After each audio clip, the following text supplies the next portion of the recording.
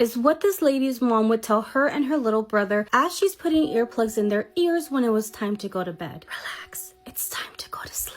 The bedroom that this girl, the mom, and her little brother would share was really weird. She explains how her mom had put pillows and blankets all around the room, like all around the walls even. This girl explains that from the outside looking in, this house looked normal. Nobody would ever imagine that they were all in there sharing just one room when there was enough room for each of them to have their own. This girl knew that all of them sleeping in this one bedroom was really weird, and anytime that she would ask her mom would always say that it was because it was cold and they would just have a better chance at being warm all together. The mom would always tell them that soon their dad would come and they would move to a different house completely, and at the moment they were in a very remote small town in Mexico where they were basically living on a hill. Her dad had gotten into some trouble, so he had to go to the United States, and the reason why they ended up on this house on a hill was because that belonged to his family for a very long time. However, nobody had lived in this house for many years. They were able to fix this house up little by little because the dad's family still lived in that little town and they got a lot of help from them. Every night the mom would put her and her little brother in bed, tell them good night, tell them to go to bed, put earplugs in their ear, and she would watch as her mom would walk away with a lamp in her hand. And that was because every single day at 7 p.m. she would turn off all the lights. She explains how they got used to living in darkness after 7 p.m. and they wouldn't hear anything again because they would have these earplugs in their ear, but they could still feel their mom walking around the house. Sometimes she couldn't even feel when the tree would hit the laminate roof and the vibrations would go through the entire house. Relax, children.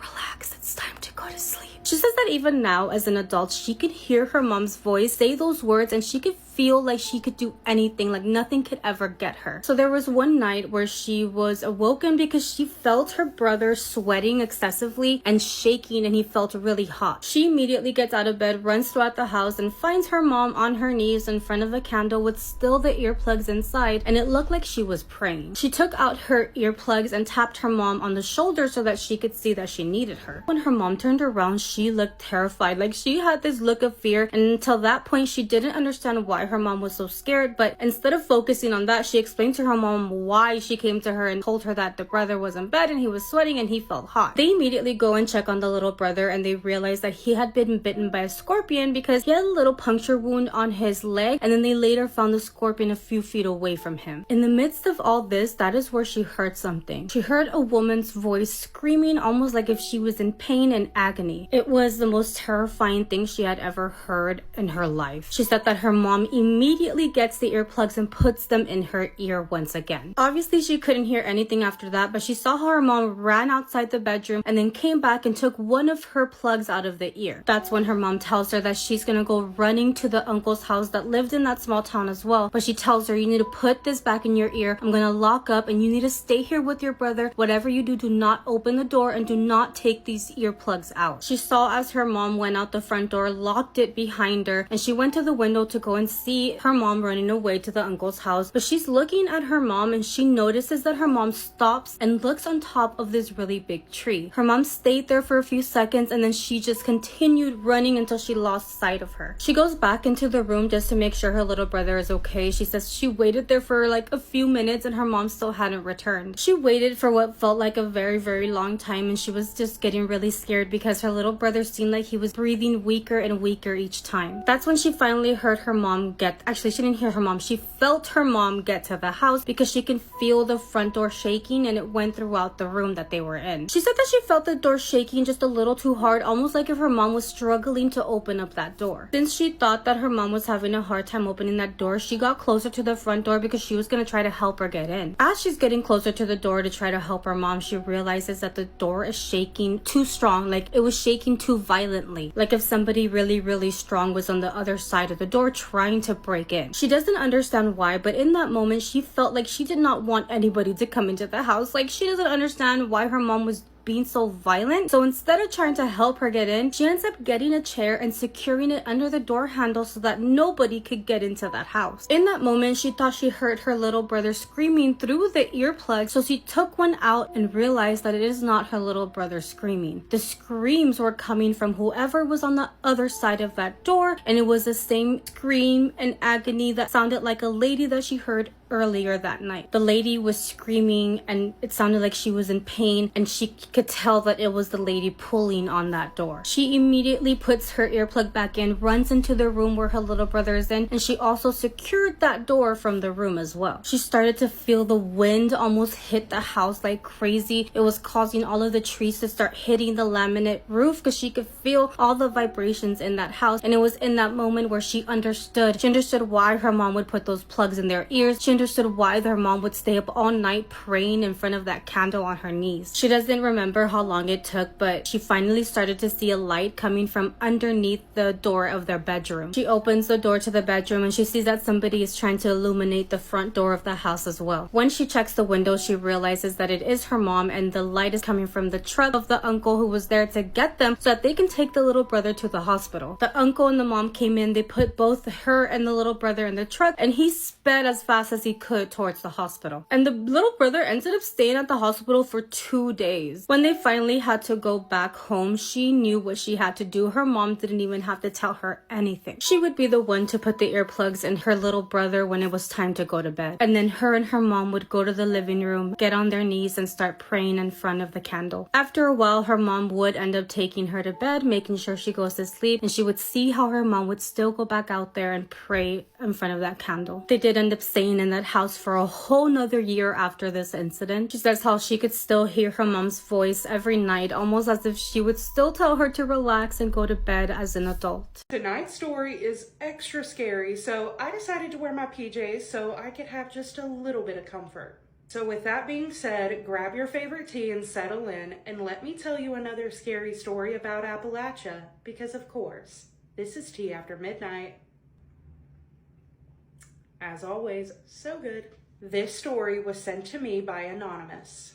I've lived in the Appalachian Mountains my whole life, and about a year ago, me and my friend, who I'll call E, saw something neither her nor I can explain. She had slept over at my house after school because her and my parents were hanging out at her house until late. We always loved going on walks late at night. So like usual, me and her had put on our shoes and left the house at around 10 p.m. To paint a picture, I live about 10 minutes from any other houses, and woods surround most of my house. There's a long trail we walk on that's very beautiful during the day, but at night you can't see much because the trees block almost any light that can get in. The second I closed my back door, I felt this sense of unease that I've never felt before. But E seemed perfectly fine. Like usual, we walked to the start of the trail, and we're about 5 minutes into our walk when I hear something following us in the trees to my left.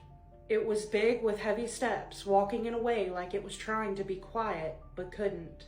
I look over at E, and she had this horrified look on her face that made my stomach drop. She was the only one with a flashlight, so she pointed it into the trees, and we saw nothing. We instantly turn around to walk back to my house because we've seen the horror movies and know Appalachia's rules. Ian and I started walking, and the steps in the trees kept up with our pace, following us from a distance. We start sprinting back to my house, and I was so horrified, all I could hear was my heartbeat pounding in my ears. I was ahead of E by a few feet, but eventually she caught up to me. When I looked over at her in the woods, I saw this tall, slender thing about 15 feet away from E, running. Once her and I made it home, we locked the door, shut all the blinds, and instantly started hysterically crying. We sat together for about an hour in the corner of my living room, not saying a word, until I picked up the courage to crawl up to the window and peep out at the backyard.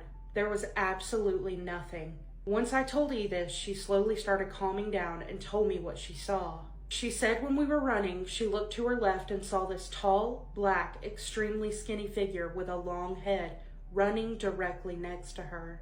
E and I never went to sleep that night. We stayed up in my bed all night with every light on in the house. I haven't shared this story with anyone but my mother and father in fear that people will call me crazy. E did the same and feels the same way. Since that incident, I've refused to go anywhere near the trails and only leave my house when necessary. There is another part to this story. I'm writing a follow-up to my story because last night I saw it again. Last night at around 2 a.m., I went downstairs to grab a snack like I usually do. My downstairs layout is when you walk down the steps, to your right is my living room and kitchen, and there are windows everywhere. Ever since the incident, my parents bought blackout curtains for every window that lines the walls to the backyard. There's a big glass door that usually has blinds to cover it too, but last night it wasn't shut. I went to the kitchen absolutely oblivious to the door because I was on my phone, but when I was passing it, I heard something scream in the woods. I froze, paralyzed with fear, and when I looked out the window, I saw it again. About 20 feet away in the woods, standing halfway behind a tree next to the trail. But this time, I noticed a malicious smile it had on its head where a face should be. I couldn't move. All I could do was stand there until a few seconds later when I instinctively fell to the ground and crawled into a corner of my kitchen. I screamed for my parents and my mother came running down the hall with my father barreling down behind her. I tried to explain, but with my crying, I could only get out the words, "He's back." My father instantly understood and went out into the backyard. He came back about a minute later, claiming he saw nothing. I'm not even sure if I want to be writing this right now. I feel like I spoke it back into existence sending the last email. The only times I've seen it were yesterday and a year ago when it all started. I cannot get its smile out of my head. I genuinely couldn't imagine seeing something like that once, but let alone twice. As soon as I read the description of what they saw, my mind immediately went to the rake. I am going to put a picture in here just for reference, so if you don't want to see that, scroll away now. But this is what my mind immediately went to when I read the description of what they saw. If this is truly what they saw, I would be absolutely terrified. Oh, but don't forget it came back a second time, and that time it was smiling at them through the window. I am absolutely terrified, and I genuinely couldn't imagine seeing that. But that does conclude this episode of Tea After Midnight. If you have any personal scary stories you want to share, I would love to read them, and they do not have to be about the Appalachian Mountains. It can be about any scary story that you've experienced. You can email me at this email on the screen or the email that's going to be in the caption of this video. But as always, thank you so much for watching. I hope you have the best night, and I'll catch you in the next one. Bye. When Alistair sent me this story a few months ago, he told me he was scared to even share it because he felt like he was breaking a really important rule. He's sharing it anyway, though, in hopes that people will realize that this shit is real and that it's nothing to mess around with. Y'all know the drill. It is time for another spooky story. I am Autumn in Appalachia. Send me your spooky stories, paranormal or not. Add me on Facebook. Subscribe on YouTube. Same handle. Without further ado. Alistair lives in Upper Wisconsin near Canada. He and his parents about 2 years ago took a trip to Rock Island, which is on Lake Michigan. Alistair's grandparents were actually tour guides at the lighthouse, the Potawatomi Lighthouse that is on Rock Island. Now, a bit of important context about this place. It is a vast area, big space, and this land used to belong to a Native American tribe. Now, this lighthouse, it's surrounded by wilderness, and this is where Alistair and his parents are going to be staying. Alistair said that he has always been interested in Native American folklore, said that he never used to believe in things like that, though, while he was interested in it until this trip. The first week of the trip, he said, went great. They did a lot of hiking, spent time with the grandparents out in nature, all good vibes, right? On the last day of their trip, they decide to hike from the lighthouse to this campground. Now, it took them an entire day's hike just to get there, so they're really isolated out here. By the time that their hike is done and they get back to the lighthouse, it's starting to get dark. Alistair said he was standing on the front steps of the lighthouse, pictures here, and he said that the lighthouse is in a pretty good clearing. There is woods surrounding it. He hears very clearly and distinctly his dad's voice calling him from the woods. It's so real and sounds so much like his dad that he doesn't even question it, so he actually walks off of the porch steps and begins walking toward the woods. Right as he is about to take the first step out of the clearing into the woods, he said that this raw, primal fear hit him in the chest with such intensity that it almost took his breath, and it froze him in place. He said that he stood there staring into the woodline, watching or waiting for something, and then he heard the voice call his name again, closer this time. But he decided, instead of following that voice, to go back inside. So he turns around and he's walking back toward the lighthouse, and his heart is like just beating in his throat. He said all he could think about on the way back to the lighthouse were all the stories he'd grown up hearing about that folklore. When he goes back inside, his dad is sitting in the living area by the fireplace, not outside, definitely not in the woods. And when he told his dad what happened, his dad looked up, and Alistair said that the look on his dad's face told him all that he needed to know. I got spooked, had to come in the house. Alistair said that nobody left the lighthouse until daylight broke the next morning, when they were packed and ready to go. He said this is an experience that will haunt him for the rest of his life, not just because of how much it terrified him, but because that was the first day in his life that he really began to question reality and what he knows about the world that we live in. He knows full well that there are people who will hear this story and never believe it, but that there is nothing that will ever convince him that what he heard that day and the fear he felt was just his imagination. He believes these days that rules like that are in place for a reason and that they are meant to be respected and followed. He thinks that if he had not trusted his gut instinct that day, he may not be here to share his story.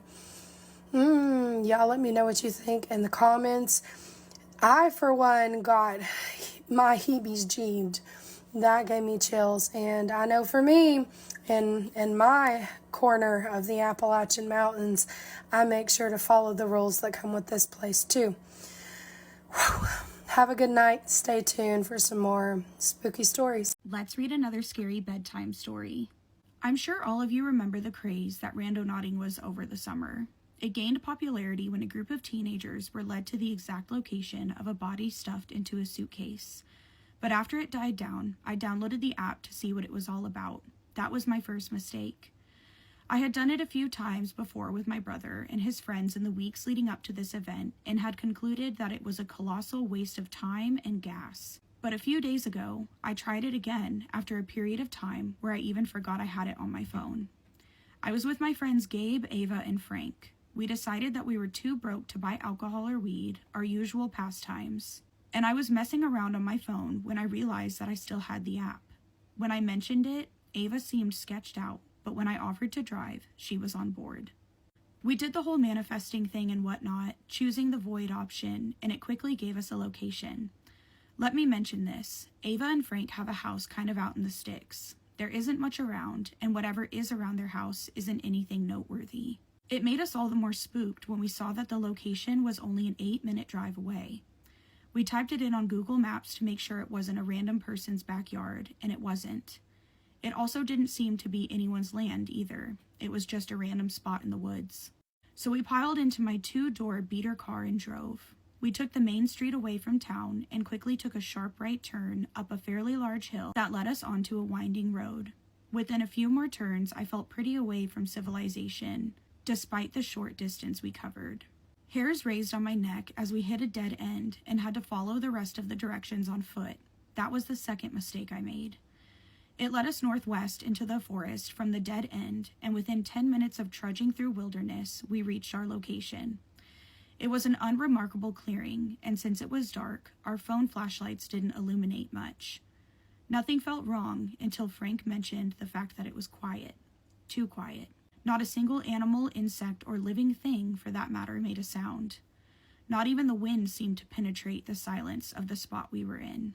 I felt extremely uneasy for the first time that night. Nothing had even happened, and I wanted to go the hell home. Gabe, being cocky, loudly announced he had to go pee before stepping about 15 feet away to a nearby tree. I nearly shat myself when I heard him yell in fear. He quickly came back to the three of us, out of breath, mumbling about a freaky marking on the tree. Frank and I went to go check it out. Once our flashlights cast their light on said tree, I felt the warmth drain from my body. It was a crude carving of all 4 of our names. That's when we heard it, a low growl somewhere not too far behind us. Frank and I looked at each other and quickly started running. Gabe and Ava, confused, saw us running and quickly began running too. I felt my legs giving out not too long after. I hadn't even registered what I was hearing because of the adrenaline, but when I focused on it slightly, I heard heavy and fast footfalls right on our heels, along with ragged, animalistic breathing. Another few agonizing moments passed in the blink of an eye, and Gabe shrieked as he fell and continued to scream as whatever was chasing us made it to his location. I hate to admit it, but I was too scared to stop, too scared to even look back. The remaining 3 of us kept running until we made it to my car. We peeled out of the dead end as I slammed on the gas. None of us spoke. None of us could. I managed to call the police to make a report about Gabe, saying that we came in contact with a wild animal and we lost him when we were running in all different directions. They sent out a search team the next morning. Last week they found his body, ripped to shreds. We don't have wolves or bear or even mountain lions here, so the police chalked it up to a rogue predator of some sort that had been migrating. I saw Frank and Ava at the funeral, and afterwards I went back to their place. Ava said that she saw it behind Frank and me when we started running. She said that it didn't look like an animal or a human. I repeat, don't go randonauting, no matter how harmless it seems. There was something waiting for us out there, and it could be waiting for you too. Sweet dreams. Let's read a scary and true story. I don't usually talk about this because I know how it sounds. If someone else told me this story, I'd probably assume that they were exaggerating or had imagined parts of it. But this happened to me. Last autumn, I rented a small cabin in northern Norway. It was about a half an hour from the nearest proper road. After that, it was just a rough forest path with nothing but trees, thick forests in every direction. To the north of the cabin, there was a huge lake, dark, deep, and completely still. No boats, no docks, no other cabins. I wanted silence, and I got it. The first day was normal. I chopped some wood, walked along the shoreline, took photos of the water. The lake was unnaturally calm. Even when the wind moved through the trees, the surface barely rippled. That night, I heard something outside. At first, I thought it was just the forest settling, branches, maybe an animal, but then I heard the porch creak, slowly, one board at a time. Not the quick scatter of paws, not the heavy stomp of a moose. It sounded measured, like someone was carefully testing each step. I stayed still in bed and listened. The steps moved along the wall and past the window. Then they stopped right outside. I told myself not to look. Eventually, it got quiet. The next morning, I checked the ground around the cabin. I expected hoof prints or paw marks. Instead, I found impressions in the damp soil that didn't look right. They were long and narrow, almost like footprints but stretched, as if whatever made them had feet too long for its body. And the spacing between them was wrong, too far apart. I tried to convince myself I was overthinking it. Later that day, I walked down to the lake again. That's when I noticed something I'm sure hadn't been there before. The sand along the shoreline was disturbed in a wide path leading up from the water. Not like something had walked out, but more like something had dragged itself onto the land. The water was completely still. That night is the part I can't explain. Around 2 a.m, I woke up to a sound coming from the direction of the lake. It wasn't splashing. It was heavier than that. A dragging, scraping noise over gravel and wet sand. Slow, rhythmic. I forced myself to sit up and look through the window facing north. At first, I thought I was seeing a tree trunk standing near the shore, something vertical against the dark water. Then it moved. It was tall, easily taller than any person. Its body looked too thin, elongated in a way that didn't seem natural. Its arms hung too low, almost reaching the ground. The way it moved wasn't like walking. It would lean, bend slightly sideways, and then shift forward in one controlled motion, like it was adjusting to being on land. Its skin looked pale gray in the moonlight, not reflecting light but absorbing it. Its head was the worst part. It didn't look like it had clear facial features. The front of it seemed smooth, except for 2 narrow, vertical slits where eyes should be. I couldn't see pupils, just darkness. It wasn't wandering. It was moving toward the cabin. I remember thinking it came from the lake. The porch creaked again, slowly. The same careful pressure on the boards I had heard the night before. Then I heard something dragging lightly along the outer wall. A faint scraping sound like long fingers tracing the wood. There were 3 knocks on the door. Not aggressive, not loud, just deliberate. I was frozen. I couldn't even convince myself to breathe properly. The handle moved, slowly turning. I know I locked it. The handle stopped. The knocking came again, 3 times. Then everything went silent. And what I still can't explain is that a few seconds later, I heard the same 3 knocks again from inside the cabin. I don't remember falling asleep. I don't remember passing out. I just remember the temperature dropping so suddenly that I could see my breath in the air. And I remember the smell. Cold water, mud, something old. The next morning, the front door was still locked, but the inside of the door, the wood had 3 long, thin scratches running vertically down the center. Oh my gosh. They were too straight to be random. I left that same day. I haven't gone back to that lake, and I don't think I ever will. Thank you in advance.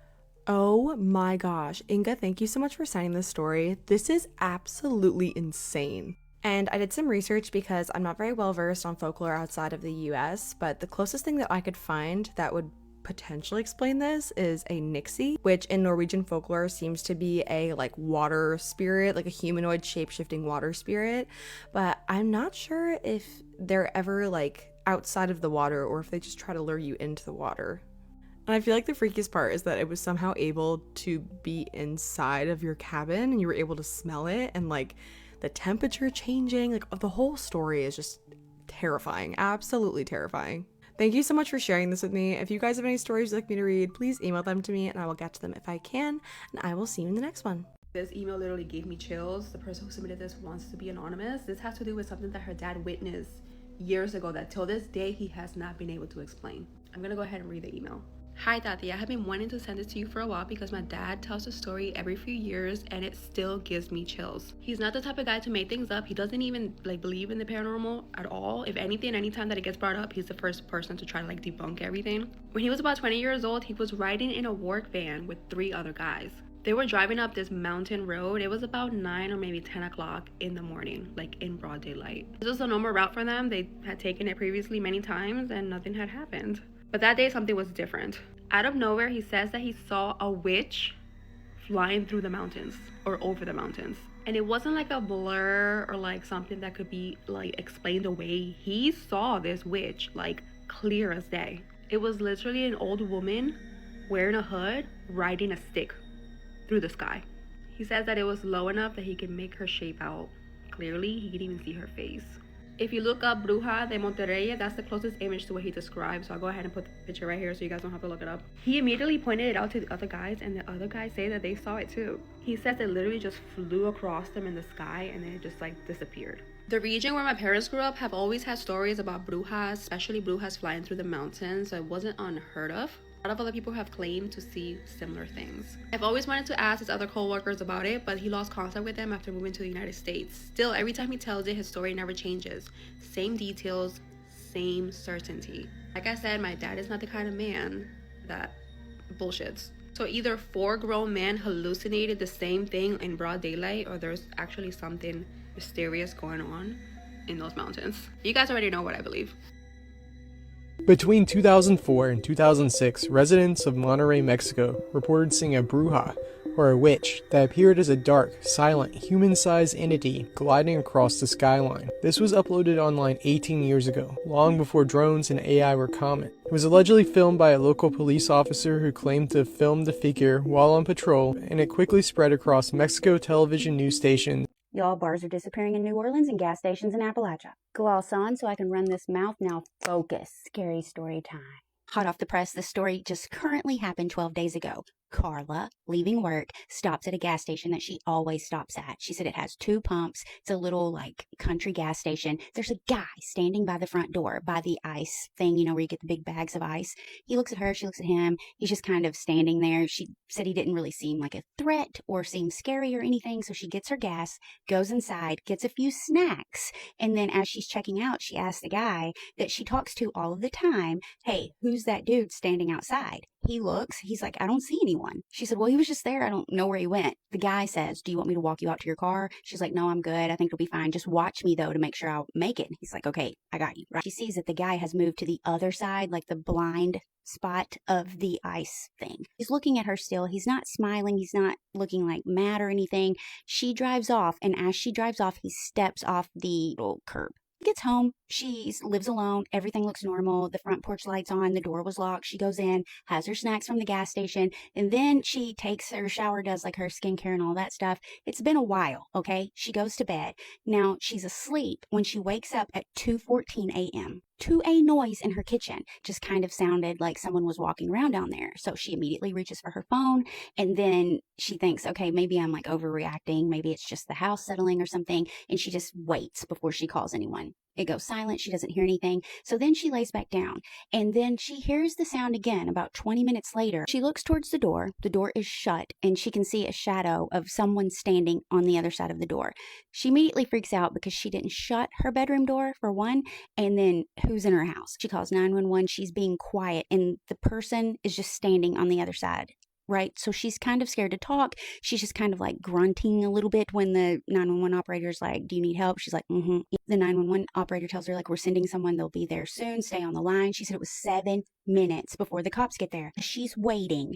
The shadow shifts, and then a hand comes under the door. So she's just got a hand laying on her bedroom floor under the door. Immediately, if it's me, I would have jumped up and ran over there and stomped on that hand. But she didn't. She's just sitting there waiting for the cops. She can hear the sirens and stuff coming. The hand pulls back out from under the door, and then the shadow's just like gone. So they look, they can't find anyone, but they do find wet footprints coming from the back door to the bottom of the staircase.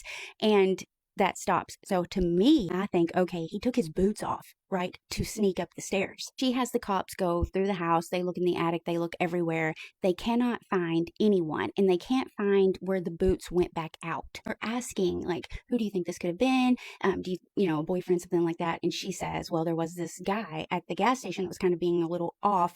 So they ask which gas station and everything, and she tells them, and they kind of look at each other, and then one of the cops go, are you sure that's the gas station that you were at? She's like, yeah, I stop there all the time. They say that the gas station has been closed since the 90s.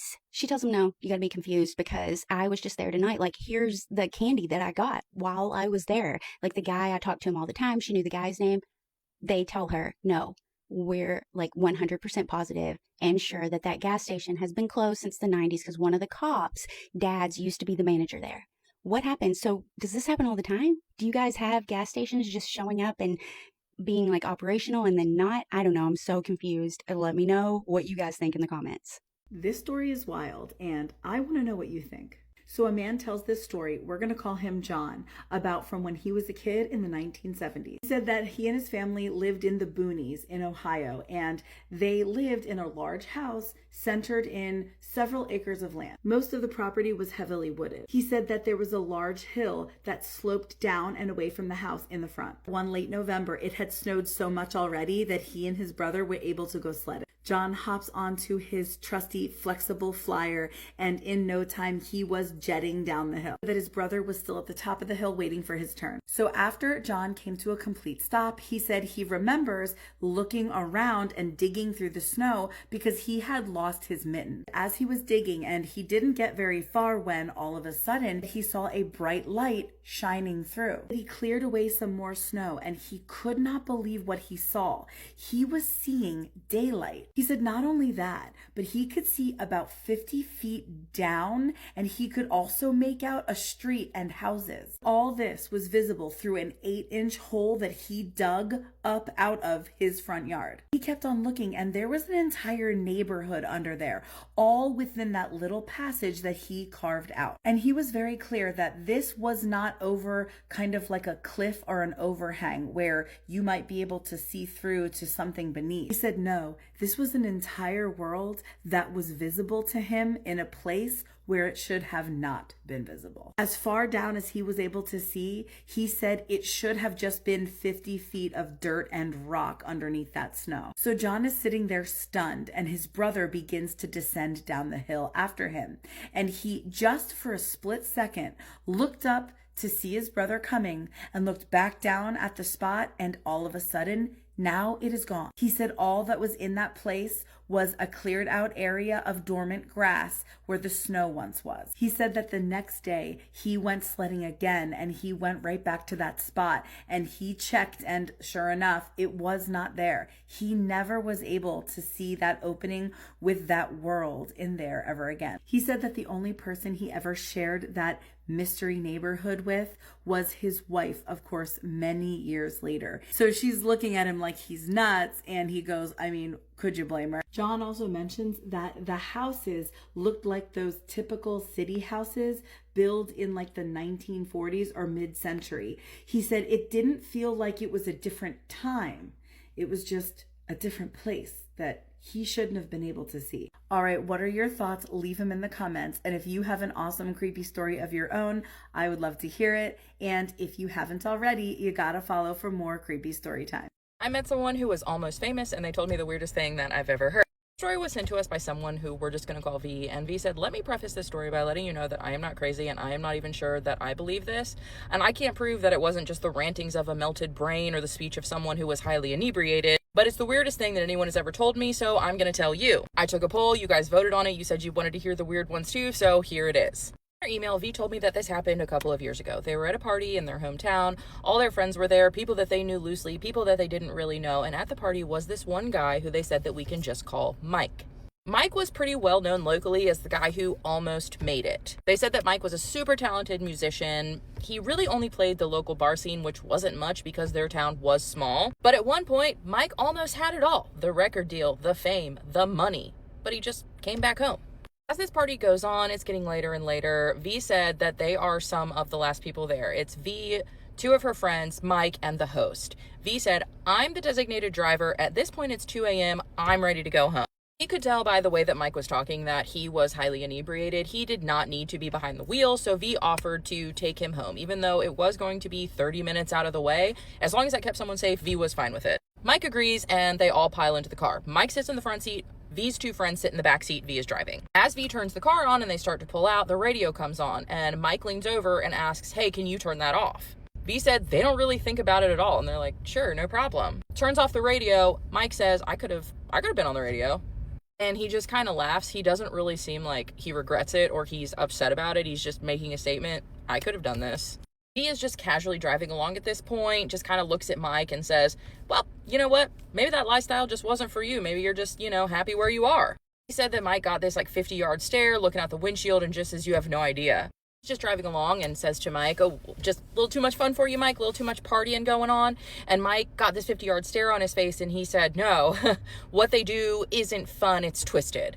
He says they glance in the rearview mirror to make sure that their friends are catching this, and they are. They make eye contact, and their friends are like, yeah, we're picking up on this. One of the friends from the back seat says, oh, like what? Because at this point, they were thinking, okay, Mike is about to tell us about some of the craziest parties, rugs that we don't even know about. But that's not the direction that Mike takes. Mike just asks everybody in the car, have you ever seen the mage? Everyone in the car says, yes, we've seen the mage. And Mike says, but have you really seen them age? Because if you look at them, have you ever noticed that they get this work done as they age and get older? Do you really think with all the money they have that they can't afford a good plastic surgeon? He said those people that you see that have had work done, those are not them. Those are the stand-ins. They are paid to age, to have their faces botched and live a lifestyle with a lot of money, but that's not them. The friends from the back seat says, well, I've seen some of them age naturally, and I've seen some of them who don't have work done, and they look really good. Mike has an answer for this too, and he says, yeah, if you see them, they're on borrowed time. They've decided to stop playing the game. They've been around long enough, they're tired. The other ones that you see with the botched faces, that's not them. They go into hiding, they live and live and live for a very long time. And then they recycle them. They pop back up when their faces have been forgotten, when no one here now remembers what they looked like, remembers what they sounded like. And once that cycle is complete, they'll pop back up. They'll become famous again. Because what's easier, training someone new on how the system works, or just recycling the same people who've already accepted it over and over and over? So V, entertaining this, because V says, I love the rantings of drunk people, asks, okay, so what are they then? Mike looks at V and just says, old. V says you could have heard a pin drop in that car. Nobody's making a noise. They're all looking at Mike. They're waiting for what's about to come next. Mike goes on to tell them they've always been here. They haven't always been the same thing. It's not the fame that they want. It's the worshiping. It's that energy, because you want to love them. You admire them. And then they feed off of that. They've been called different things. Celebrities, kings, queens, prophets, whatever, throughout history. But they're the same thing. When enough time has gone on that people are going to notice that they're not aging naturally or not aging the way that they should, they'll hire these people to come be stand-ins. They'll have their faces completely botched with this work because people really believe that these celebrities who have millions and billions of dollars cannot afford a good plastic surgeon, and they'll step in and they'll go into hiding until the system is ready to recycle them. He said that nobody in the car makes a noise. Nobody's saying anything. Everybody is freaked out, wondering what the heck is going on. Mike keeps going, and he tells them, I wasn't easy to control. So even though, yeah, I could have stayed, I could have become famous, I could have gotten in with this, I didn't, because I'm free and they're never going to be free. So I won. V says her friend, who is just as drunk as Mike from the back seat, just chimes in and is like, so they just like go from one body to another, just like souls, their soul just switches bodies. And Mike says, what soul? They don't have that anymore, because you can live forever, but you're gonna have to make a bad deal. And Mike said, I was not making that deal. So even though they have the fame, they have the money, they have the record deals, they have all of it, they have people who love them, they're not free. They will never be free because everything has a price. At this point, they're getting close to Mike's house, so it's completely silent until they pull up. Mike opens the door, he gets out, he leans back, he looks in at everybody in the car, and he says, the one thing that I will tell you is if you're ever around them, do not let them know how much you admire them, especially if they look hungry. That's bad. Okay. But Mike gets out, goes inside his house, and he's gone. V's friend from the backseat gets in the front seat, kind of like puts their hand on top of V's hand and is like, I think that guy's done a lot of drugs. V says that they're like, I think so. They said this was one of the weirdest conversations they have ever had with someone, and they just wanted to share. It could very well be the ramblings of a melted brain and somebody who has done a lot of extracurricular activities. While not the scariest or creepiest story that I've ever shared, it felt fitting with everything that's going on with Ace Ventura: Pet Detective right now. So, as always with the stories I tell you, take everything with a grain of salt. I'm not saying that I believe this, and OP is not saying that they believe it either. It was just a weird conversation that they had, and they wanted to share. Get ready with me while I tell you this ghost story. This story was sent to my email, and if you have any ghost stories, scary stories, paranormal experiences that you'd like to share, you can send them to the email in my bio, and I have paraphrased the story. My skin is being very nice to me today, so we are going to try to avoid foundation and concealer. This happened when I was really young. I was around 7 years old. My family lived in a shared lot with 4 houses, and every single one of them was occupied by relatives. Cousins, aunts, uncles. Everyone was close and everyone knew each other. One day, my cousins and I went out the back door to jump on our trampoline, and sitting right next to it was a porcelain doll. Outside, you just found a doll? None of us recognized it. Absolutely not. Nope. Pack it up, throw it away. Don't even, oh my God. What do you mean you found a random porcelain doll that seemed to belong to none of you outside by your trampoline? Waiting for you.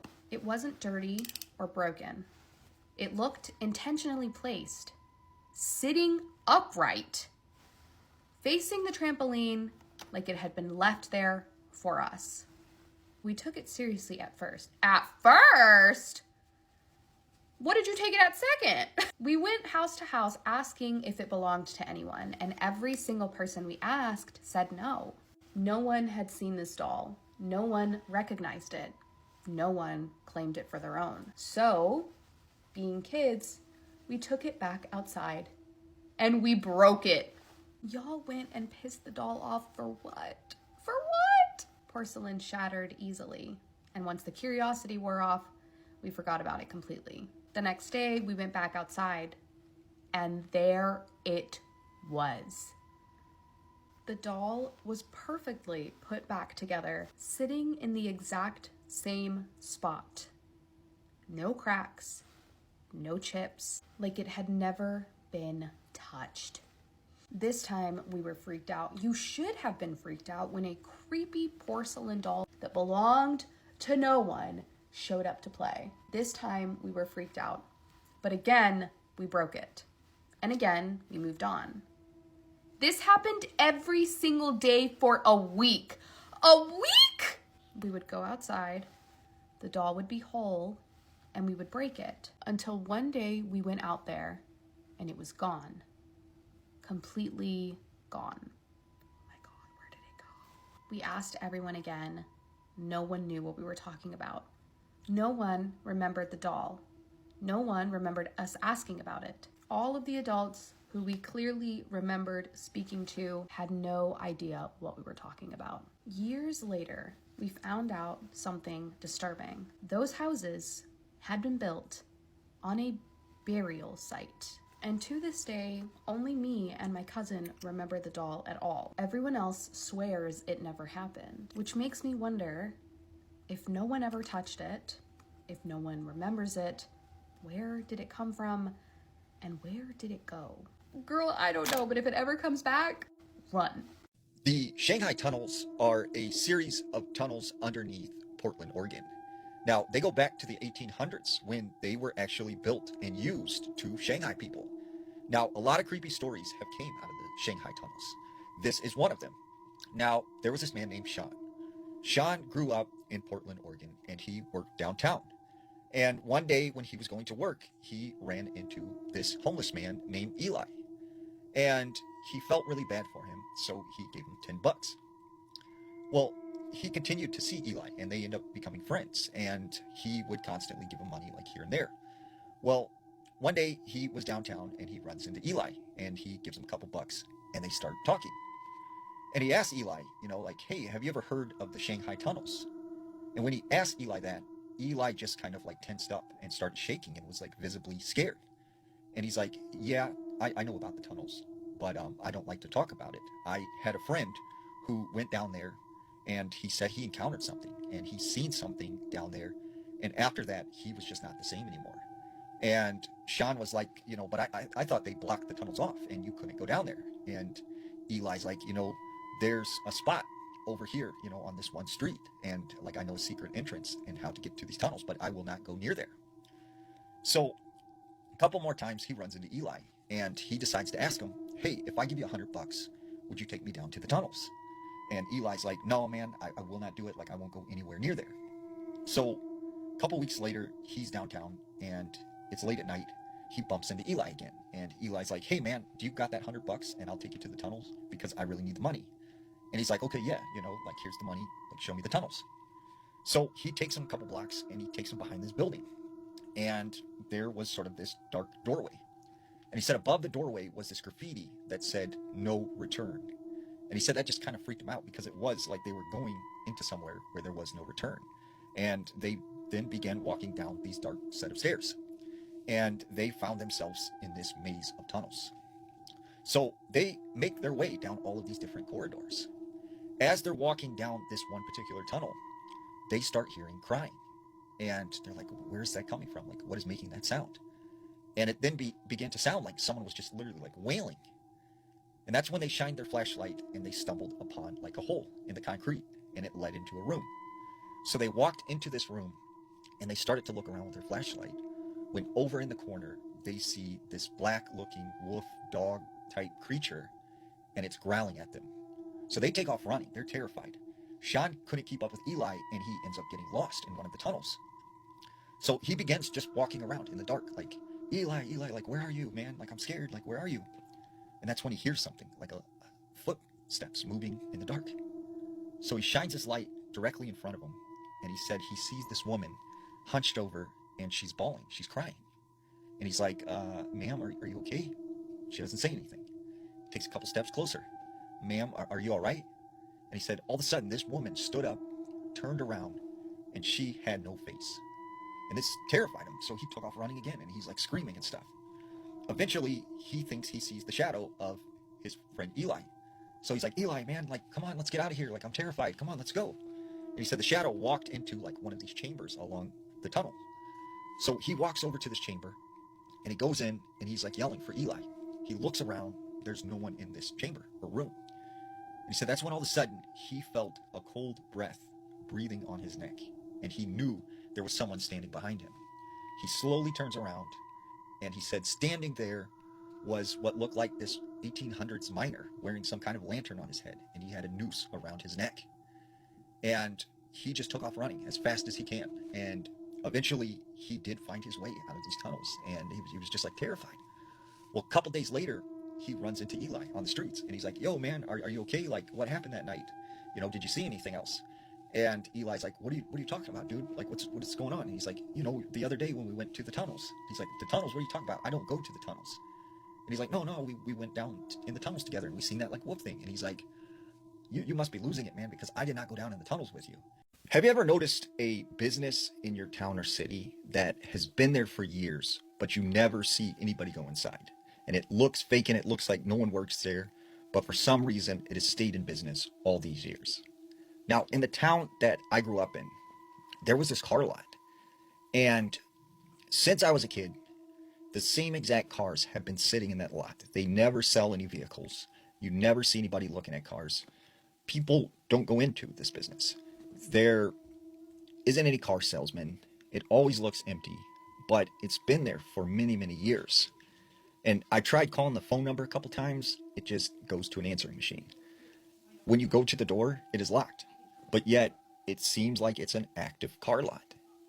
Now, there was another man from Milwaukee, and he said he grew up just outside of Milwaukee, this small little town. And he said there was this dress shop that moved in one day on this corner street. And he said, you know, they'd put up signs and there were all these dresses in the front window, but they never fully opened it up. It was never open for business. But for many years, this dress shop just sat there on the corner and nothing ever was sold. They never seen anybody go in there. So he said, you know, many years when he was older, he came back to town and he was walking his dog. And he thought, you know, I'm curious, like, what's going on with that dress shop? So he said he went around to the back and there was this window. And as he looked in, he said he could see this man, and he watched this man sort of walk into this ball of light and disappear. And he said that freaked him out. Him and his dog got out of there. But he said still to this day, that wedding dress shop sits there vacant. We listen, we don't get scared, and we don't judge. Let me tell you guys the story time of when me and my cousin were playing hide and seek with a ghost. So there was a time where we were in the villages and it started to rain heavily, and as it was raining heavily there was lightning, and the lightning hit our transformer and the transformer burst, and we had no electricity for a good week or so.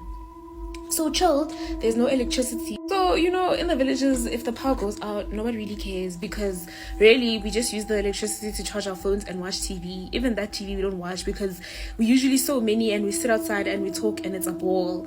You understand? You know, we have our the stoves, the kettles, the microwaves, we have all of those things, but we use the fire, you know, so we really care. So we were chilling outside and it was hot this particular day. So it's hot, everybody's sitting outside, there's no electricity, it's dark as hell. And so me and my cousin decided, let's go play hide and seek. There were other cousins there, but they were like older than us, and you know, and then there were also the younger ones, you know, and we decided we couldn't take the younger ones because they were going to be too scared to run in the dark. So me and my cousin are like, okay, so we're running from here to here. So you know, most yards in the villages are very like huge, right? And they're cheap as well, but let's not get into that. But they're huge, and like behind the house there is like a little corn farm, and it's really huge. So me and my cousin decided from here to here, you know how? Okay, cool. We're playing whatever, it's nice, until it's my cousin's turn, and I tell my cousin to count up to 50, right? He starts to count. As he's counting, there's a kid behind me that's laughing, and it's a boy, right? And he's like, oh, do you think he's gonna catch us? I'm thinking, what the hell? Who are you, right? So I'm like, yo, I don't know. I don't think he's gonna catch us, guys. My mind is not registering. Like, first of all, who is this? Second of all, I don't have a cousin that's the same age as me, so who is this? Third of all, like, if it was a kid from like our neighbors, my grandma and like the other people, they would have seen him, and my cousin would have seen him, and I would have seen him running with me. But then my mind is just like, you know what, let's just, you know, I don't know. Like, yeah, so my cousin gets to 50 and it's time for me to go and save myself at the saving point. How? I get up with this boy, guys, thinking nothing of it, you know. But the thing is, he's hiding like really far from me, so I can't really see him. I'm seeing a shadow in my head. I'm like, maybe it's because it's dark, right? cool. So we get up and we start running. He's like, no, let's go this way. Like, let's go around because he's coming this way because I think he saw me, right? I'm like, yeah, makes sense. I start running.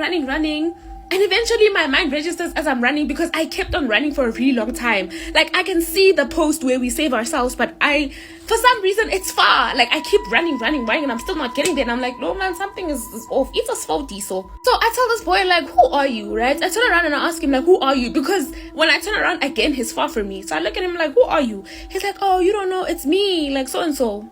Like, why don't I know you? Like, where did you pass from? He's like, no, I came this way. I'm like, there's no way you could have come that side because there are dogs that side. I wouldn't go that side because I'm scared of the dogs and everybody else is scared of the dogs. So how did you get here? He's like, oh, I went that side. I'm like, you're not scared of the dogs? Didn't they attack you? He's like, no. And I'm like, okay. I start going closer and closer to him because I'm just like, I want to see what it is. You know, because at this point, I'm thinking it's a joke. So I start walking fast and this person starts going back, right? And then as they start going back, they start running and I see a shadow running, y'all. Ooh, and I keep chasing this person, but it's a shadow that's running. It still is not registering that this is not a real person, guys. I dived to try and catch this person so he falls on the ground. And as soon as I dived, guys, I hit the wall and I hit my head. Guys. And as soon as I hit my head, my cousin is like, what are you doing? And I'm like, I was like, there was somebody that we were playing with and I was trying to catch them. And my cousin's like, who are we playing with? Who are you trying to catch? Because it's just me and you here. And I'm bleeding. I'm like, man, there was somebody that was trying to catch. My cousin is like, I told my cousin, I think there's a ghost here, you know? My cousin was like, why is there a ghost when it's my turn to play? When it's your turn to go and count and look for me, there's a ghost. No, you're going there, you're going to count. I told this boy, no, but I swear, I'm serious. He's like, there's no ghost, nothing. Go and count. He thinks I'm trying to cheat him. So it's time for me to go now and count. And I can't count for dear life because I'm just I'm counting 1, 2, 3 and I'm looking around. And my cousin's like, you're cheating. Stop it. Can you please count, madam? And my grandma eventually came to check on us and she's like, are you guys still okay? Why are you guys even playing in the dark, right? So I tell my grandma, can you please stand there until I come? Grandmas are a special type of people because she waited for me until I hit 50 and she was like, are you done? I was like, yeah. She's like, okay, I'm leaving. After this game, you better come back. I was like, okay, cute, grandma. So, okay, So y'all, I see my cousin, right? And he's running exactly the same way that I ran. I'm gonna go through the cornfields so that I see him and then I run back and then go and, tag him, right? How, guys, as soon as I run through the cornfields, I see this boy going for the fence. He jumps the fence and he starts running real fast. I ran back to my grandma and I tell my grandma, hey, this boy just literally jumped the fence and he's starting to run and he's looking scared, and he's running really fast. And they think I'm lying and I tell them to stand up and I point at my cousin just running in a different direction. Because I'm guys, when it comes, so my grandma's fence, there's a fence here, there's a fence here, there's a fence, the gate is this side. So obviously if he had jumped the fence to go around, I would have seen him, but he's going that way instead of going this way. Do you understand? Got my grandma and then his brother, his older brother started chasing after him and then they grabbed him and then he got up to him and then he grabbed him and that's when he came out of whatever he was in. So after they catch my cousin, they ask him what's going on. He's too scared to speak, right? And I just know he experienced the same thing as me. And I looked at him and I was like, you thought you were bigger than the program. I told you and you wanted your game. And I said to him, I want my game too. I counted and I went to look for you and now I want my game. And he looked at me and I laughed at him because he was so terrified. Had he listened? My cousin, right, tells me when it was time for us to go to bed, he's like, oh bruh, as I was counting, I saw the shadow, right? And I immediately knew that can't be real. And I told that person, you're not real, I know you're not real. And I started trying to run away from it and it started to chase me. He's like, I also saw the safe post and I was trying to run to the safe post and this person kept on chasing me and chasing me and chasing me. And I'm like, bro, you jumped the fence and you ran out of the yard. And he's like, dang, I didn't even see all of that. I don't know how I got there, chilled. When I tell you it did not end there, I started seeing this boy even during the day, guys. Every single time I'd go to the backyard, to the cornfields, I'd see this boy in a far corner.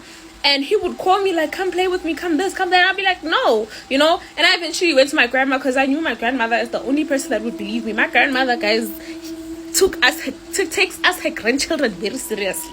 So I told my grandma what's going on, whatever, and my grandmother takes me to her church. When we get there, the church guy, the prophet, right, that was helping us, tells us that the person that's doing this to us is is a person that we know. Now, if you watch my story times, do you remember the time I told you all that there is this boy that drowned when him and his mom and my grandmother went to go draw water at this other stream, lake, whatever? And there was a crazy man that told them not to, that search party that kept on coming to look for this boy must not come again, and they did not listen, and then the boy's body resurfaced. So that woman basically blames us for her son's death, and she wants me to go crazy because she blames us. And I was like, hi, guys, I did not know better. We were both young, and he decided to go inside the water. I did not push him, nothing. As I was walking back, boy disappeared in the water. Where did I push him? Because they would have seen me. We were far from them, but we were not that far for them to see me pushing a boy in the water. Do you understand? So the guy gave us things to pour in the yard so that this boy spirit does not torment me anymore. Because at this point, I was the only person that was seeing it. And so they poured stuff all around the fence. They poured something all around the fence or whatever. And then I started dreaming of this boy calling me. He was standing outside the fence and he would call me please come. And I'd be like, nah, I don't want to come over there. Because he would be standing outside the fence, and the fence would be like flames. It would be a fence that was engulfed in flames, so he couldn't come in, and I was scared to go out because I'm gonna burn. And so when I told my grandmother, we started praying every single day. She would wake me up at 12, and we started praying, whatever. And then the last time I could not wake up, guys. I did not wake up, and my grandmother was praying for me all. I knew this when I woke up that my grandmother was praying. I did not wake up, and this boy started fighting me because for some reason I went out and I said, I'm not going to be scared of you anymore. I started fighting the spirit, guys, and it got to a point where it choked me, and I don't know, all of a sudden it disappeared. And from that day on, I never saw it again. And when I woke up, I found my grandma praying, and I was like, oh, this is the person that saved me. And from that day on, I never saw the spirit anymore. And the boy's mom, guys, talks to me in real time, and I really don't regard her for nothing because you think I don't know what you were trying to do? How can you blame me? I was a child. Might have known the story of real life boogeyman. I need to tell you guys this ghost story. This story was sent into my email, and if you have any scary stories, ghost stories, or paranormal encounters that you'd like to share, you can send them to the email in my bio. I have paraphrased the story. This is my story, and even now, I don't like thinking about it for too long. Back in 2017, I lived in a small, one-bedroom apartment with my baby daughter and a roommate. My daughter and I slept in the bedroom, and my roommate slept out in the living room. She was just a baby at the time, still crawling everywhere, and there was one thing she would do that just always felt off. She would always crawl straight to the bathroom, even though it was always pitch black. The light switch was outside the bathroom, so when she went in there, it was completely dark. Every time, she would pull herself up on the side of the bathtub, and she would babble. At first, I thought she was just talking to herself. Babies do that. But she wasn't looking at the tub. She was looking into it. Like something was there with her. I tried not to think about it too much. And then one night, my sister came to stay over. My roommate was gone on a tow truck call, so it was just the two of us in the apartment. We were laying there talking when we both heard it. The cupboard doors in the kitchen opening and closing. Slowly, one after another. Both of us froze, and we tried to brush it off, telling ourselves that it was probably nothing. Old apartment, pipes, whatever, anything else. Eventually, we tried to go to sleep. Sometime later, I woke up to my sister standing over me, and she looked terrified. She whispered and asked if she could sleep in my bed because she had seen someone under the bed. We didn't talk about it the next morning. Not a word. The following weekend, she came back to stay with me again, and for some reason, we decided to download one of those paranormal apps on my phone. At first, we laughed about it.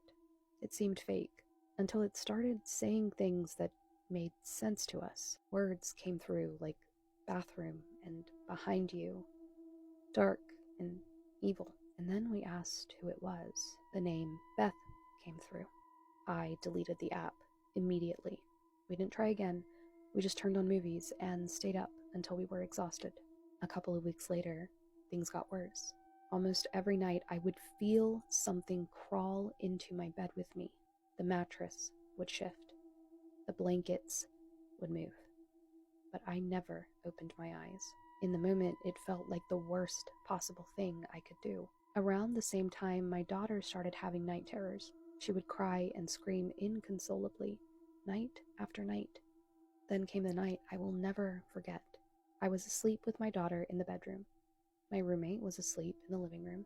I woke up to the sound of the floor squeaking in the hallway, the path to the bathroom. Then I saw the bathroom light turn on, and the door close. I assumed it was my roommate. About an hour passed. The light was still on, and the door was still closed, so I got up to check. The bathroom was empty, and my roommate was asleep on the couch. I woke him up and asked if he'd gone to the bathroom, and he said no. I went back to bed, trying to calm myself down, and that's when I felt it again. The thing climbed into my bed, but this time it was different. There was a tightness in my chest, pressure, hands around my neck. I tried to scream, but nothing came out. I opened my eyes, and it was on top of me. It had no eyes, just hollow circles. Its mouth was a black hole, wide and endless. I tried one last time to scream, and somehow a sound finally came out. My roommate came running in and flipped on the light, and the thing was gone. He told me I must have been imagining it, that it was a dream, until the next morning when he saw the marks on my neck.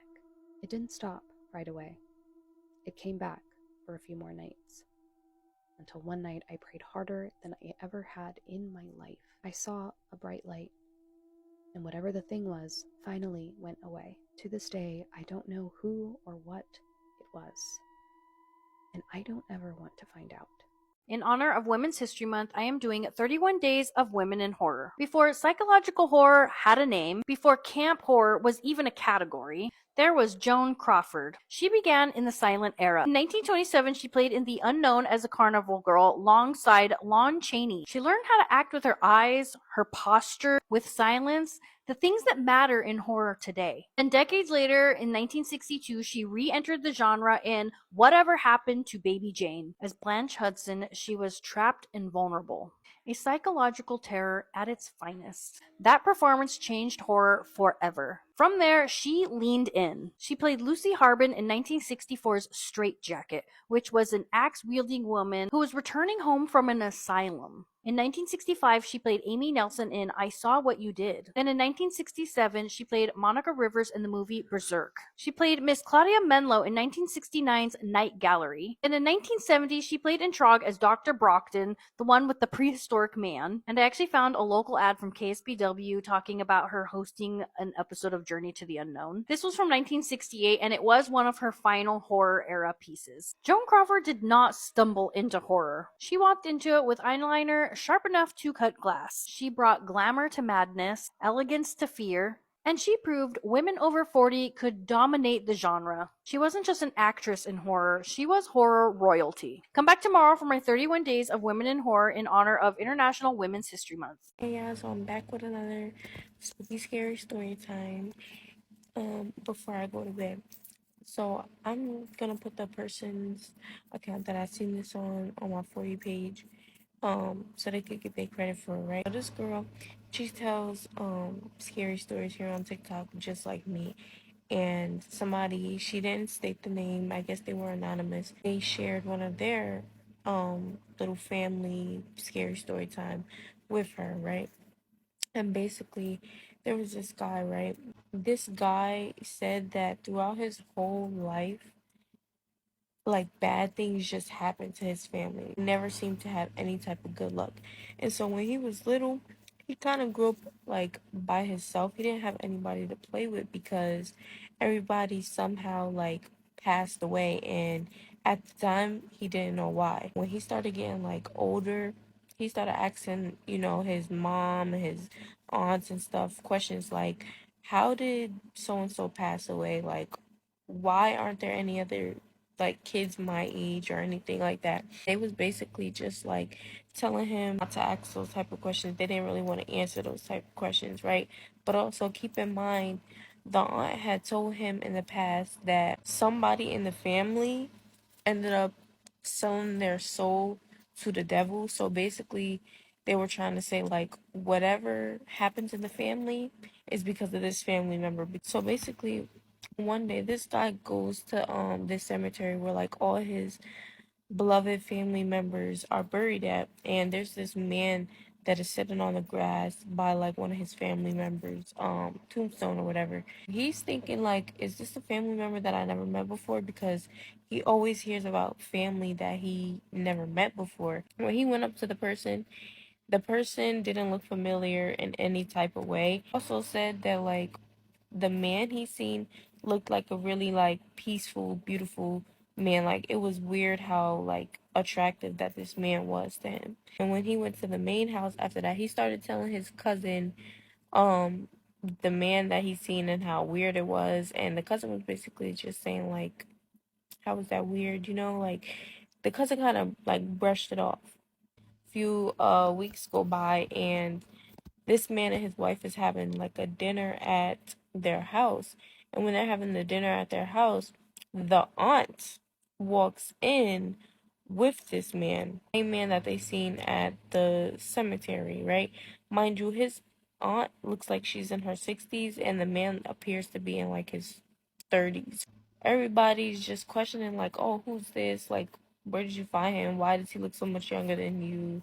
Basically trying to ask about his like background and stuff like that or whatnot. So all the women that came over for dinner went in like a room or whatever, and then all the men went outside. And so this man took this other man that we've been talking about to like a different area from everybody and started asking him questions.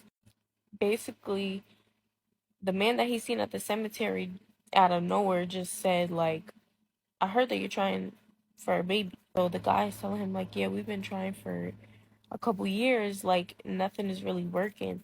So the guy proceeds to tell him like, it's gonna work, but when it does work, the baby's gonna be mine. Like that's gonna be my baby. Of course, he get all defensive and he's like yelling at him, talking about like, what you mean this baby gonna be your baby? Like is you messing with my wife or something? Basically, the guy just like was looking at him. He had a smirk on his face, but he was being calm, cool, and collected. Like he wasn't taking anything serious. And yeah, that was basically it. The wife ends up getting pregnant, right? And this man is thinking about what this other man told him the whole entire time that the wife was giving birth to the baby. This man was seeing this other man in the corner of the birth room. Nobody else was seeing him. Nobody else was reacting to him. Like they obviously did not see him, but he was the only one that kept seeing this man. And later on, come to find out, the same aunt that came in the house with this man ended up telling him that that was the devil, and he's been with multiple women in the family bloodline, and that's exactly why things be happening. So basically, she also told him like, everything is not as it seems. You know how they make the devil look all ugly and all that? No, the devil can appear as somebody so freaking beautiful, so peaceful. Everything is not what it seems. And he'll be ugly inside, and you'll know the type of person that he is. Not even 2 years after the baby was born, the baby ended up mysteriously passing away, and I'm sorry to hear that. And yeah, that's basically the whole story. The lady also said that this person has more stories that he wants to share with her. So if you guys want to go like listen out for part 2 or whatever, I'm gonna put her account down below so that y'all can go to her page and find it. I also post my own like scary story times. I post some from like my parents, some of my own, some of my grandparents. So like you should definitely follow me and check out my page. If you live in the UK, you've probably heard about this before. If you don't, there's still a good chance that you have, because this true crime case shook the world, and communities all over the world came together to mourn these two little girls. And police officers would later make a public apology in regards to how they handled this entire investigation. That being said, we're talking about children in this video. If you think that listening to this is going to harm your mental health in any way, shape, or form, please skip this video and I will see you in my next one. I've said it a million times. I would hate nothing more than for one of my videos to hurt you guys, your mental health. So I mean it when I say that. But let's get into it because there is a lot to go through. On October 9th of 1986, two 9-year-old girls went out to play in Brighton in England. They never came home. Nicola Fellows was 9 years old. She lived with her parents, Barry and Susan Fellows, on an estate in the north of Brighton in East Sussex in England. Their family was very close-knit and well-liked by everyone who knew them. Karen Hadaway was also 9 years old. She lived with her parents, Michelle and Lee Hadaway, and she was one of 3 children. Karen and Nicola were inseparable. Not only were they neighbors, they lived on the same estate, but they were best friends. Their favorite thing in the world was hanging out together. Literally, if they were together, nothing else mattered. So like I said, the girls lived on the same estate, so very, very close to each other, yet they did attend different schools. So their routine was to go to school, come home, and then immediately meet up outside to go and play. And that's exactly what they did on Thursday, October 9th of 1986. Nicola and Karen finished school around 3:30 p.m. and afterwards they went out to play together as they always did. Keep in mind, this took place in the 80s, so the world was a lot different back then. Parents felt more than comfortable letting their children outside to go and play, as long as they came back in time for dinner. So around 5 p.m., Nicola's mom, Susan Fellows, saw the girls playing outside with her roller skates near their houses. The girls then decided that they wanted to go and play in a nearby park, not for too long because they knew that dinner was almost ready, but just for a little bit. So they headed off to go to Wild Park, a local nature reserve with woods that was about half a mile away from their homes. Then they stopped at a fish and chips restaurant before turning around to go back home. Closer to 6 p.m., the girls were seen near that fish and chips restaurant when a 16-year-old girl that also lived in their neighborhood recognized them. She saw them, she offered to walk them home, so all 3 of them did walk together for a little bit, but not all the way. And then the 16-year-old girl eventually turned around and went her own way. That was the last time that anyone saw Nicola Fellows and Karen Hadaway alive. Dinner was ready back at Nicola and Karen's house, yet the girls had not returned, and their moms knew that they were together because they always were. So when minutes started to go by and the girls weren't back yet, the families checked with each other to see if Nicola was at Karen's house or vice versa, but they were not. They started asking neighbors around them if anyone had seen them. No one had. So they walked around briefly, but Karen and Nicola were nowhere to be found, and you can imagine the panic that any mom would have had when they're starting to realize that nobody knows where their 2 9-year-old daughters are. Both families were very quickly starting to panic, and neighbors from their estate were also walking out of their houses to help look for the girls. When neither girl had returned by bedtime, now closer to around 8 p.m., Michelle Hadaway made the 999 call to the police. Panic spread through the entire estate, and a massive search was organized. Around 200 police officers and neighbors joined in to search. More than 150 officers from Sussex Police were sent out. A helicopter was brought in to search Wild Park. Hundreds of residents that were local to the area also offered help and volunteered in the search. The entire community was searching, and they were finding absolutely nothing. It was only getting darker by the minute, and the search continued on through the next day. The following afternoon, among the people standing outside was a man called Russell Bishop. He had been involved in the search. At least that's what he said. He said that he had been out all day looking for the girls, and when he was standing outside, he wasn't standing alone. He was standing with his dog. So Russell had this dog. Her name was Misty. Misty was, according to Russell, a highly trained tracker dog with exceptional skills. So he sees a police officer standing outside and he says, "Oh my gosh, do you guys need help searching? My very skilled tracker dog is here, and you guys can borrow her for the entire day if you need her." And the police officer was like, "Oh, a little bit weird, but so nice of you, but no thanks. We have our own things that we use to assist in searches, so you can keep your dog." The whole interaction was weird. It just felt very random, and it only got weirder when Russell asked a very strange question. In the conversation, obviously about the disappearance of the girls, the officer says that they're going to keep looking until they find them, and that they do appreciate any help that they can get. So he tells this Russell guy to keep looking if he has the time. Obviously, they want as many people looking for the girls as possible. His response to that was, "Well, yeah, I could keep looking and all, but if I find them and they're no longer alive, I could get arrested for that, right?"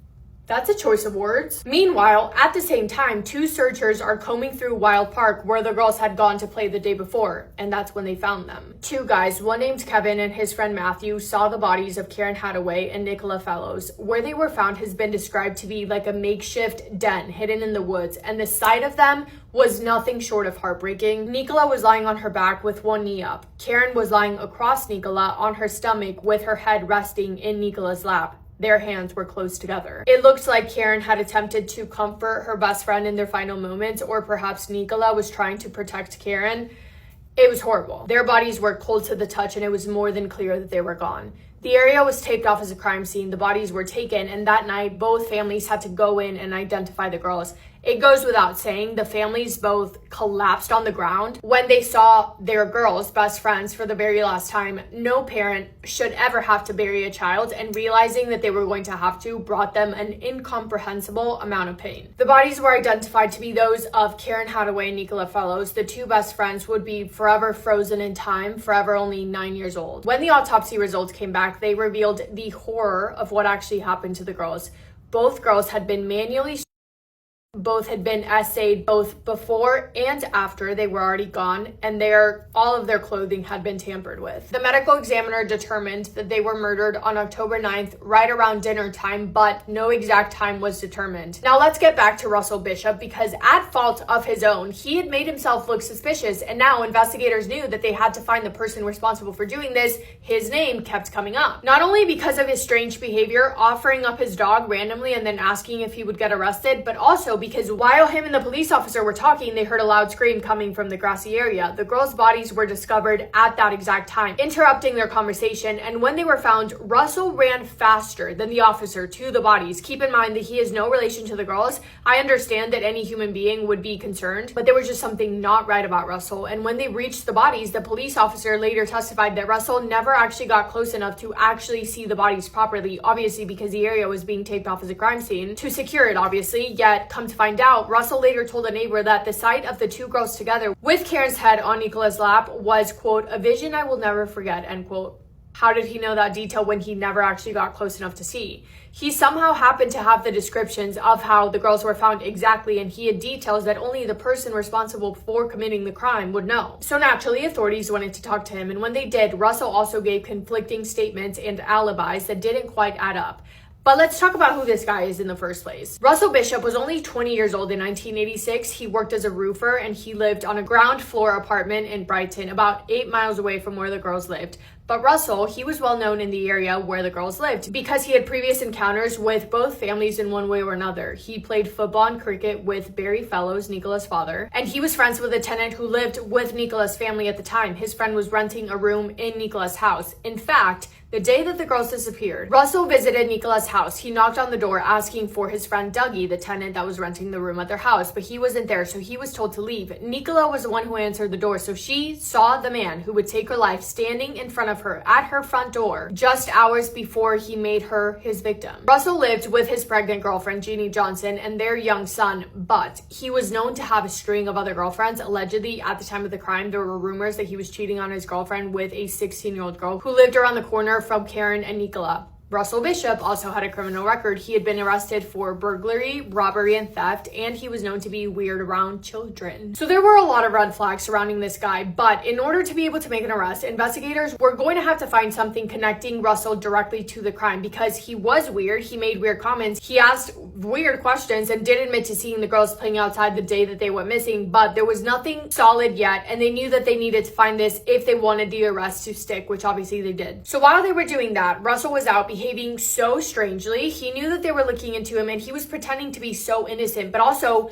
just so weird, doing so many disrespectful things. First of all, he walked out to the area in which the girls had been found in, and he left flowers and a note. And there's such a weird, uncomfortable picture of him right next to where the girls were found. Who takes a picture like that, especially if you're a stranger who has absolutely no connections to the girls and who is being looked at as a suspect? The first piece of evidence was found shortly after the bodies were discovered. Well, actually, it was found prior to the bodies being recovered, but it wasn't really looked at. They didn't really pay attention to it until after the bodies were found and identified. It was a blue sweatshirt found discarded near the entrance of Wild Park. Said sweatshirt contained paint flakes that matched paint from Russell Bishop's workplace and fibers that were consistent with materials from Russell's house. There was also pieces of this specific kind of plant, a plant that was right by where the girls were found. This sweatshirt would later become the key piece of evidence in this case, both in 1987 and again 31 years later. That was enough for authorities to move in and make an arrest, and on October 31st of 1986, 3 weeks after the murders, Russell Bishop was arrested in connection to Karen Hadaway and Nicola Fellows' case. Then on December 5th, he was officially charged. He remained in custody awaiting trial, and the families hoped that justice would be simple now that he was behind bars, but they were so incredibly wrong. The trial of Russell Bishop began November 30th, 1987. He pleaded not guilty, and from the start, everything went wrong. The prosecution built their case around this blue sweatshirt that was found at the park where the girls were found in and also had connections to Russell Bishop himself, plus eyewitnesses' accounts placing him near the girls around 6:30 p.m., plus his eerie knowledge of the crime scene details that he should not have known. But the forensic team botched it because they never recovered the girls' bodies' temperatures, aka they couldn't say an exact time of death. They also never measured the marks around their necks, so they couldn't link that to Russell's hands. And DNA technology in 1986 was unfortunately not anywhere near advanced enough to be able to be definitive. The judge openly criticized the, quote, series of mistakes in the prosecution's case. And then Russell Bishop's girlfriend, Jeannie Johnson, took the stand and she lied, giving him an alibi that placed him safely at home at the time when the crime would have taken place. The jury believed her, and after only 2 hours of deliberation, the jury came back with a verdict, not guilty. Russell Bishop walked out of court a free man, with the families of Nicola Fellows and Karen Hadaway watching in devastation. They knew that Russell was the person responsible, and he had just gotten away with it. Less than 3 years after walking free on February 4th of 1990, Russell Bishop committed another crime. He spotted a 7-year-old girl, Rachel Watts, roller skating near her house, lost and looking for a candy shop to get a snack. He snatched her right off the street, threw her in his car boot, where she desperately tried to escape by bashing the door with her skates, and then he drove her 14 miles away. There, he essayed her and he her until he passed out. He was thinking that she was gone, and then he dumped her body in some bushes, leaving her there. But Rachel miraculously survived, and she was found by walkers that were passing by her. She had made it. The first thing, actually, when those people found her, the first thing that she said to them was, "Are you going to kidnap me?" Which is heartbreaking. But Rachel made it, and she would be able to do the one thing that Karen and Nicola never got to do, and that was identifying Russell Bishop. When police made their way over to Russell Bishop's store that same day asking about Rachel Watts, his girlfriend Jeannie Johnson was not happy. She answered the door saying, "Not again, we're not having this." But despite her clear anger, she did the same thing again. She provided Russell with another false alibi. But this time, forensic evidence was airtight. Evidence tying Russell to Rachel included red paint from the car boot on Rachel's skates, her fibers inside of his trunk, tire marks matching his car, and DNA on discarded clothing. Most damning of all, Rachel, brave and remarkably composed, identified him and described exactly what happened. The alibi didn't work, thankfully, and on December 13th of 1990, Russell Bishop was convicted and sentenced to life with 14-year minimum, finally taken off the streets because of the bravest 7-year-old little girl who refused to be his victim. Rachel Watts' survival changed everything for the Hadaway and Fellows family. Her case proved that Russell Bishop was the kind of man who targeted young girls in parks, and his pattern matched Nicola and Karen's case exactly. However, under British law, double jeopardy meant that Russell Bishop could not be retried again for the same crime. He had already been found not guilty, and because of that, he wasn't able to be taken to trial for the same crimes again. So the families fought for 16 years until the laws changed in 2005, allowing retrials if compelling new evidence emerged. In 2012, scientists used modern DNA technology to retest the blue sweatshirt found in 1986, and it revealed a 1,000,000,000-to-1 match to Russell Bishop's DNA. Combined with Rachel's case proving his pattern and Jeannie Johnson's proven lies, prosecutors finally had enough. In 2018, Russell Bishop was retried. The jury heard about the DNA breakthrough and about his almost identical attack on Rachel, and then finally, on December 10th of 2018, exactly 31 years after his acquittal, Russell Bishop was found guilty. Justice came 32 years late, but it came. He was sentenced to life in prison with a minimum recommended term of 36 years.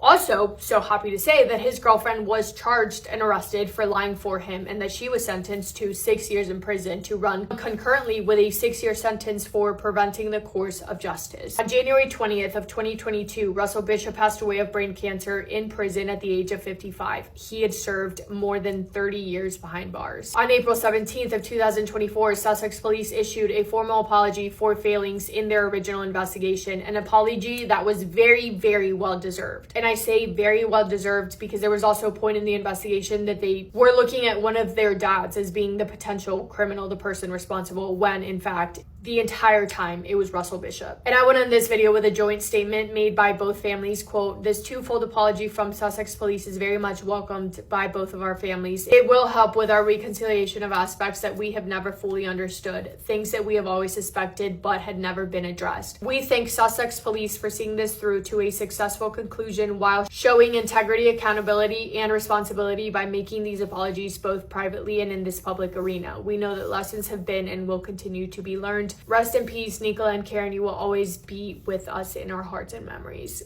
I want to cry. Crazy, crazy, crazy case. That is all from me today. Thank you guys if you made it to the end. This is probably going to be quite a lengthy video. And thank you for listening to Nicola, Karen, and Rachel's stories. Hope you guys are having the best day. If not, go do something to make it the best day. Make somebody happy, and I will see you in my next video. Massive kiss on the forehead to every single one of you. Does anyone else remember the dad who unalived his children in the most horrific way because he was convinced that they were reptilian? This happened just after the peak of the COVID-19 pandemic, where conspiracy theories were running rampant and rumors of reptile-like creatures disguising themselves as humans started flooding the internet. By all accounts, Matthew Taylor Coleman was a loving and devoted father, and his wife Abby would later tell law enforcement that there was apparently no indication that he would ever harm their children. So how did he become this monster? Well, at some point during the pandemic, Matthew and his wife Abby, along with many others around the world, began to drift towards some very interesting theories. Abby began following anti-vax Facebook groups, and Matthew began posting on social media in the cryptic language of QAnon. Matthew's friends noticed that these conspiracy theories were taking over his life, and that he would make it a point to share his new beliefs with anyone who would listen. Despite his growing obsession with these theories, no one could have imagined what would come next. On August 7th, 2021, Matthew and Abby Coleman had planned to take their two children on a camping trip. Instead, Matthew left with the kids alone and gave his wife no indication of where they were going. Abby reported this to local police but insisted that she wasn't concerned about her husband hurting their children. But when police found that Matthew's last known whereabouts were in Mexico, red flags started flying. Local police called the FBI to assist with the now potential parental kidnapping case, but Matthew would cross back over the border without needing extradition. The FBI was there to meet him, and what they found was horrifying. Matthew was alone, and his registration papers had blood on them. After getting in touch with Mexican authorities, it was confirmed that a local rancher had just found Matthew's two children deceased in a ditch. Both of them had been shot multiple times in the chest by a fishing spear gun and left to die. One of his children was 2 years old, and the other was only 10 months. Matthew claimed that he had no choice but to unalive his children because they had, quote, serpent DNA, and they were destined to grow into monsters. While being held in prison, a notion to forcefully medicate Matthew was filed, citing that he posed a risk to himself and to others. It was reported that while in custody, he cut himself with a razor, dove headfirst into a toilet, punched himself in the face, and slammed his head into the floor. Their hope in medicating him is that it'll make him competent enough to stand trial, but his condition or the status of his trial hasn't been updated since last year.